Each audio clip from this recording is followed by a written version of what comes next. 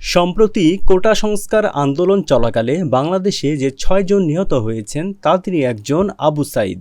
কোটা সংস্কারের দাবির সঙ্গে সংহতি জানিয়ে গত কিছুদিন ধরেই আন্দোলন চালিয়ে আসছে রংপুরের একাধিক কলেজ ও বিশ্ববিদ্যালয়ের শিক্ষার্থীরা।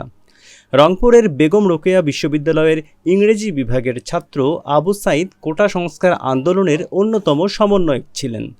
ফেসবুকে ছড়িয়ে পড়া কিছু ভিডিওতে দেখা যায় পুলিশের তাক করা অস্ত্রের বিপরীতে আবু সাঈদ বুক পেতে দাঁড়িয়ে রয়েছেন। এক্ষেত্রে পুলিশের অবস্থান ছিল বেগম রোকেয়া বিশ্ববিদ্যালয়ের ফটকের সামনে, আর আবু সাঈদ দাঁড়িয়েছিলেন ফটক থেকে সামান্য দূরে রাস্তার মাঝখানে। এমন সময় পুলিশের সদস্যরা হঠাৎ রাবার বুলেট ছুড়তে শুরু করেন।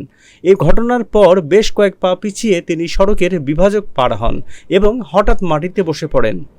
পরে হাসপাতালে নেওয়া হলে আবু সাঈদের মৃত্যু হয় এবং তার শরীরে রাবার বুলেটের একাধিক ক্ষত চিহ্ন পাওয়া গেছে বলে জানায় হাসপাতাল কর্তৃপক্ষ।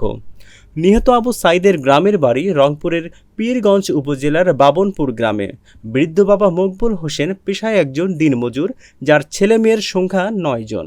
অভাবের সংসারে এতগুলো ভাই বোনের মধ্যে একমাত্র আবু সাঈদই বিশ্ববিদ্যালয়ে ভর্তি হওয়ার সুযোগ পান। মাধ্যমিক এবং উচ্চ মাধ্যমিক উভয় পরীক্ষায় জিপিএ 5 পাওয়ার পর আবু সাঈদ 2019 সালে বেগম রোকেয়া বিশ্ববিদ্যালয়ের ইংরেজি বিভাগে ভর্তি হন।